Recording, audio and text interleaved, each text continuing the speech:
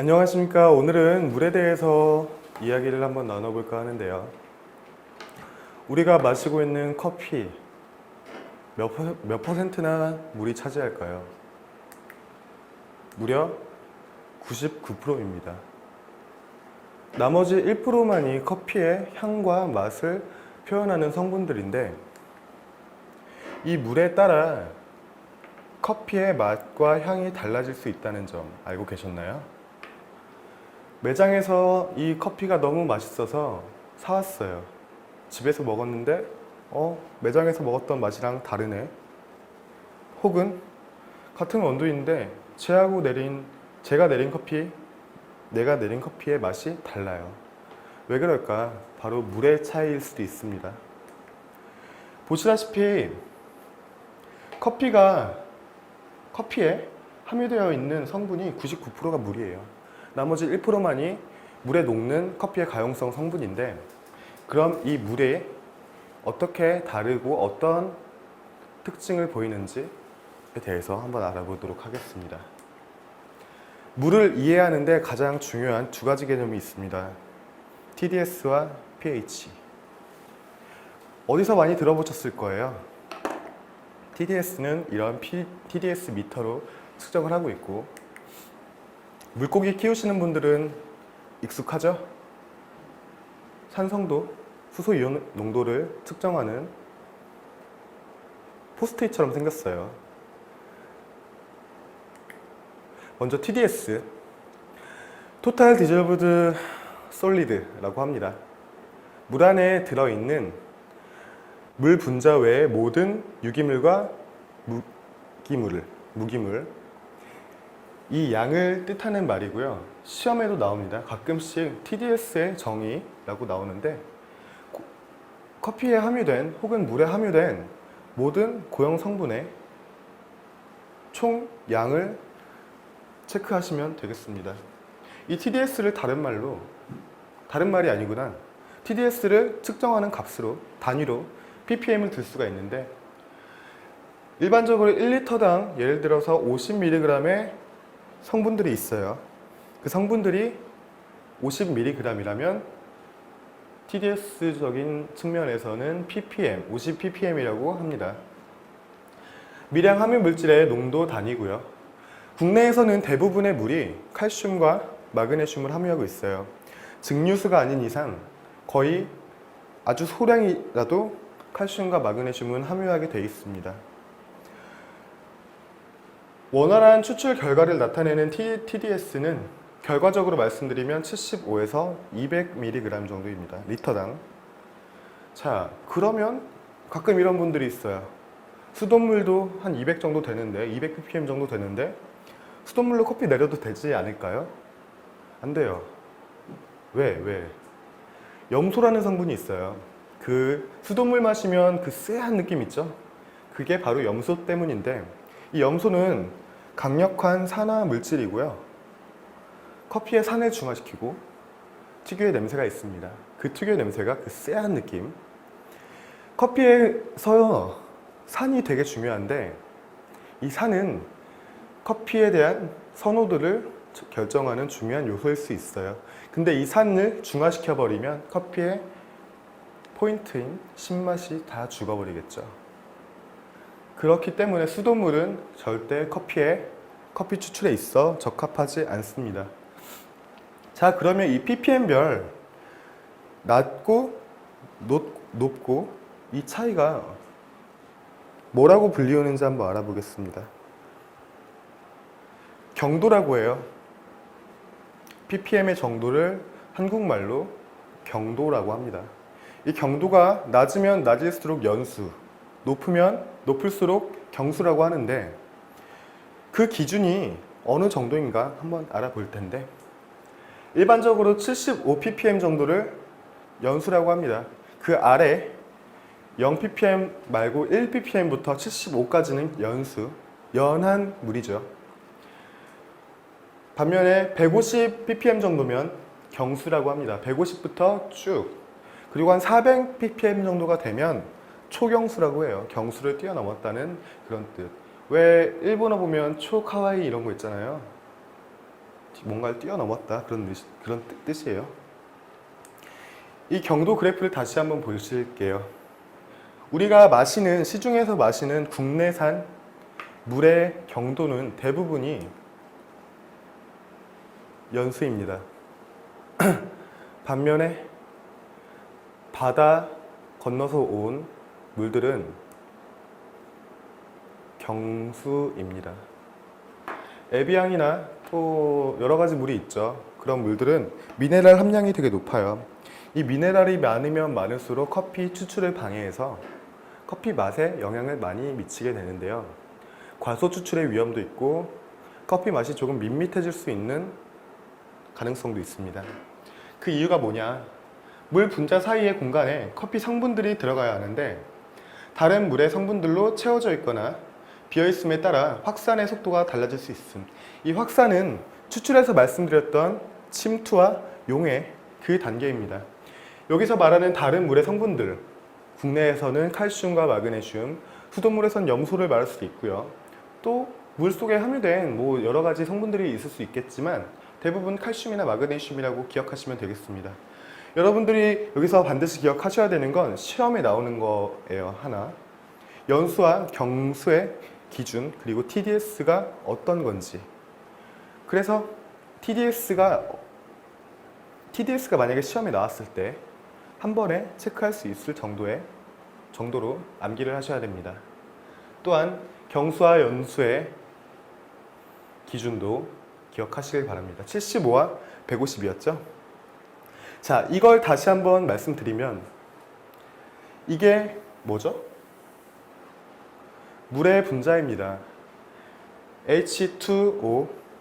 이게 여러 가지가 있어요. 이걸 이 세모 모양이라고 볼게요. 물은 이렇게 구성이 되어 있는데 경도가 높으면 높을수록 주변에 칼슘, 마그네슘이 Mg인가? 하여튼 이렇게 많아요.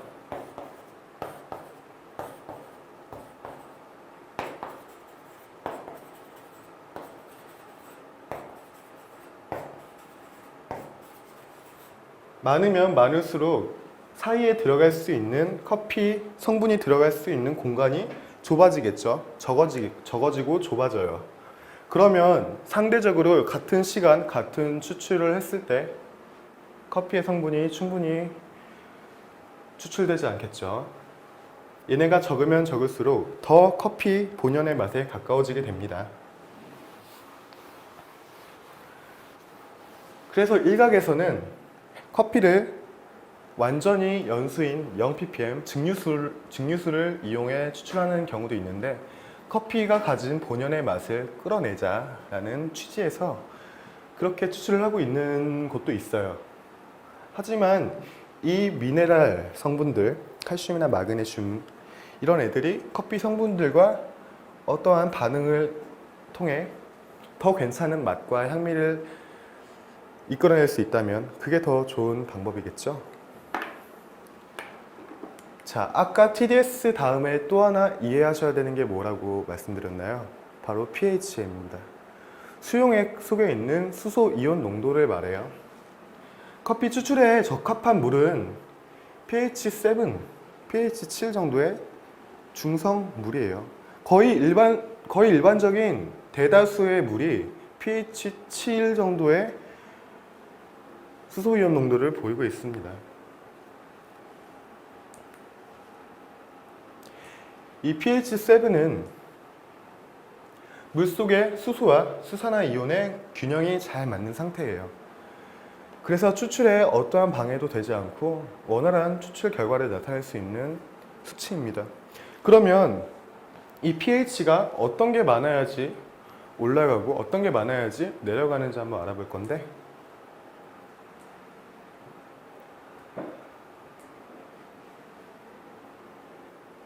pH가 높으면 높을수록 알칼리성, 낮으면 낮을수록 산성이라고 합니다. 수소 이온의 농도가 높으면 높을수록 산성을 띠고요. 수산화 이온의 농도가 높으면 높을수록 알칼리성을 띱니다. 이 알칼리성은 다시 말해 염기성이라고 하죠.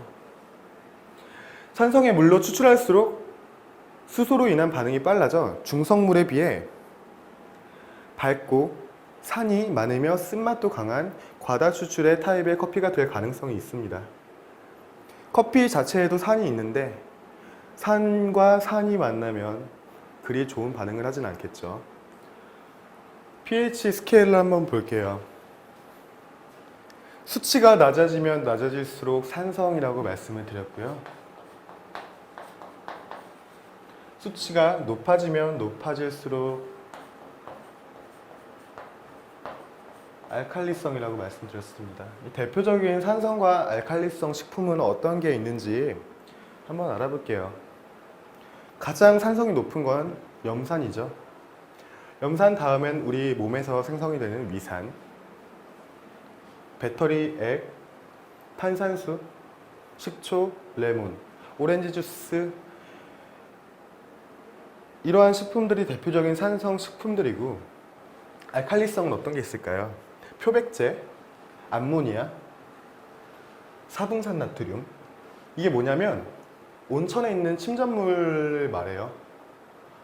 그리고 베이킹소다, 이런 게 대표적인 알칼리성 식품이라고도 하기도 뭐하고 그냥 알칼리성 물질입니다. 그리고 아까 말씀드렸다시피 순수한 물은 pH 7 정도의 중성적인 성향을 띠고 있습니다. 우유와 인간의 침, 피 역시 중성입니다. 여기에 하나 주목하셔야 되는 게 커피가 있죠. pH 5 정도의 약산성을 보이는데 아라비카와 로부스타도 산성의 정도가 달라요. 아라비카는 pH 약 5.2 정도를 보이고요. 로부스타는 약 5.8 정도를 보입니다. 아라비카가 로부스타에 비해서 조금 더 산성이죠.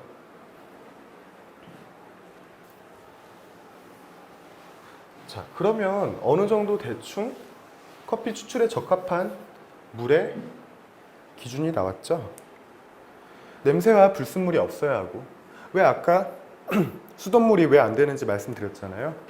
염소와 냄새 때문에 안 된다고 말씀을 드렸는데, 첫 번째 기준은 냄새와 불순물이 없어야 하고 50에서 100 정도 ppm 사이에 무기질을 함유한 약경수가 적합하다고 알려져 있습니다. 또한 커핑을 하실 때도 물의 1차적인 기준은 냄새와 불순물이 없어야 하는 거예요.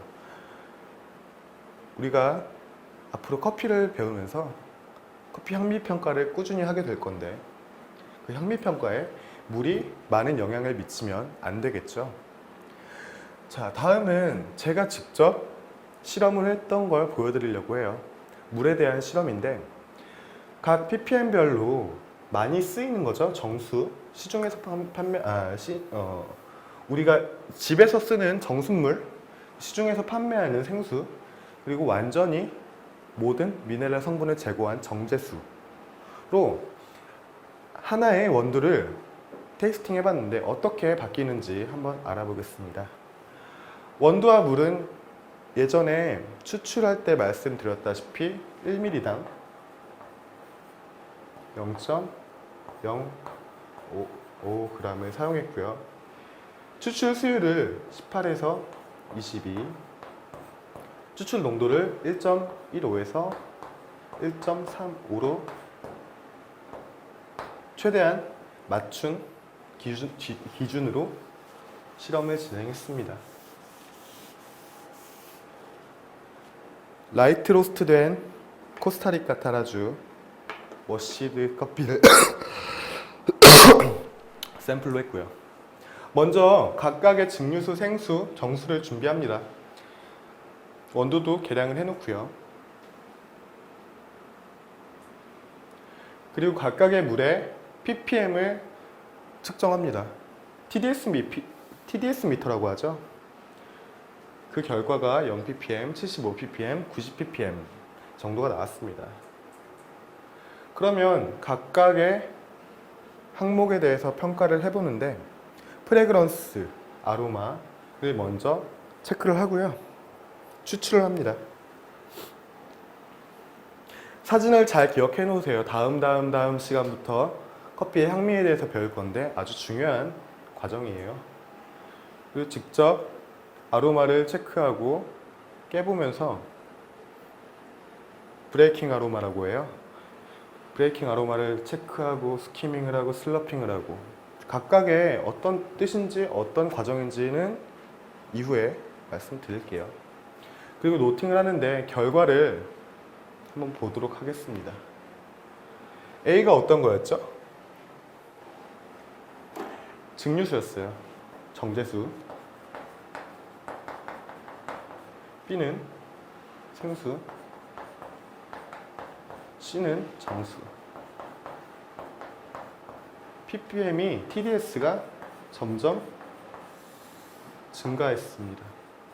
0에서 75 그리고 90.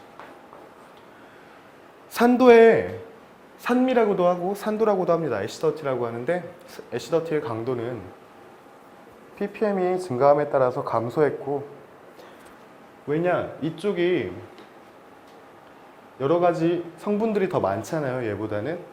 그래서 애시더티랑 충돌을 하는 거예요. 충돌하고 중화되고 그래서 점점 강도가 낮아지는 추세를 볼 수 있었습니다. 그리고 또 컴플렉시티라고 하는데 단맛, 쓴맛, 짠맛 그리고 여러 가지 복합적인 향과 맛에 대한 복합적인 느낌인데 이 복합적인 느낌도 역시 감소를 했습니다. 그리고 마우스필, 바디라고 하는데 이 부분은 급격하게 증가했죠. 날카롭고 가벼운 느낌의 커피가 정수를 통해 추출했더니 무겁고 부드러운 커피의 향미를 띄었습니다.